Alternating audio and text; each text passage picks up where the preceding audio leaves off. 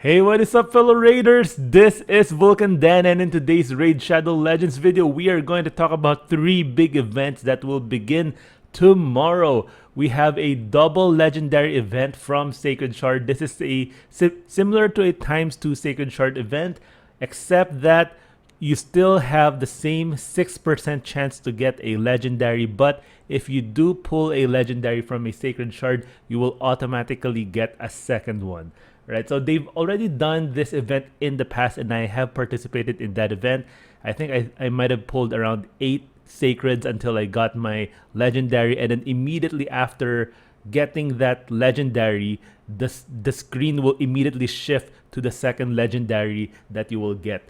That time I got a dupe vizier, and then the extra legendary that I got was a Roxum. So yeah, that was a fun event. So this is a pretty good one, but we are going to have that fusion event coming soon, which is for Sigmund the High Shield, and it might coincide with a ×2 Sacred because we do have this.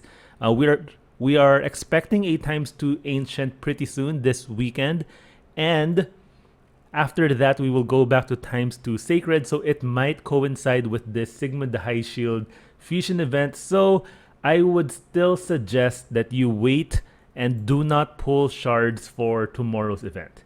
All right, unless of course you do have a lot of sacred shards lying around, but if you are free to play like me, these shards are very precious. And of course, we do not know if there will be a summon rush or a champion chase that will coincide with tomorrow's double legendary event, so it's still better to wait for that ×2 to end.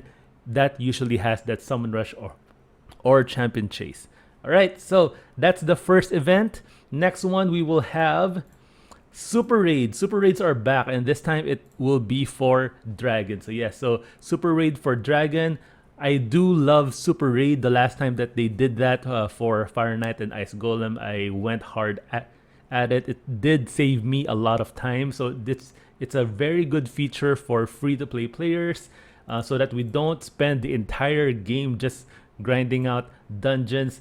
The weird thing is that we have an Ice Golem tournament happening right now, and we don't have a Dragon tournament unless that would go live in, or they will show that in a few minutes. But yeah, as of right now, we just have this Ice Golem. It will be weird if we have two dungeon events overlapping with each other. But yeah, just letting you know, we will have a Super Raid for Dragon starting tomorrow. I hope that if they do that, they would at least give us a Dragon tournament and of course a Dungeon Divers as well, which we still do not have as of right now. We just have this fusion warm-up event and this champion training.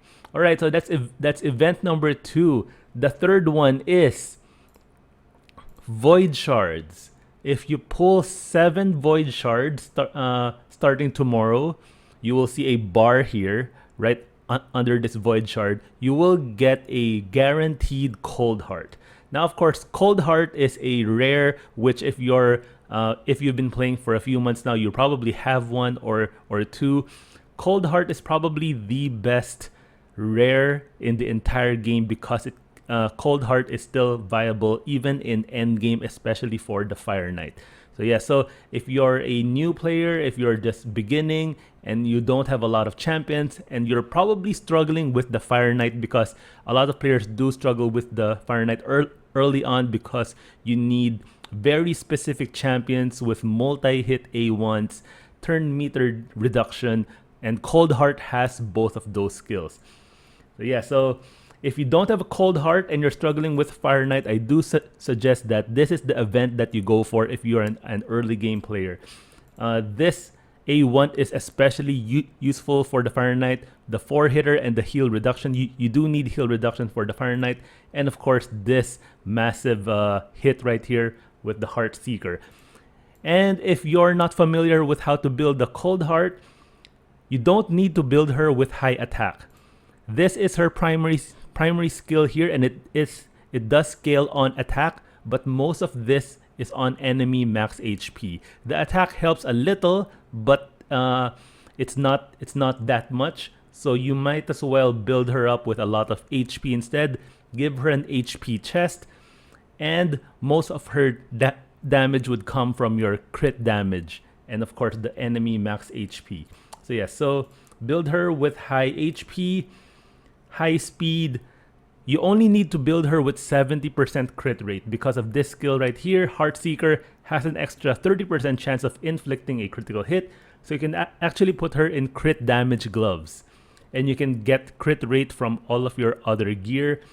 Just build it up to 70. You can even get an extra 5% of course from mastery, so technically you only need 65% crit rate from your gear. Get her as high as crit damage as possible, and of course enough accuracy to land her heal reduction and her decreased turn meter in her A3. You can even put her in a reflex set, wherein you have a 40% chance of reducing a random skill's cooldown. If you're going to do that, you might as well deactivate her A2, because you just want that reflex set to reduce the cooldown of her A3 to cycle to this skill a lot quicker. And yeah, you don't really need this skill anyway. This can be useful for the waves, but for the actual boss, like when you're dealing with the Fire Knight, or if you're using her for Spider, which she's also quite good there, you just need her A3. And you want her to cycle back to this as quick as you can, so put her in a reflex set and deactivate her A2.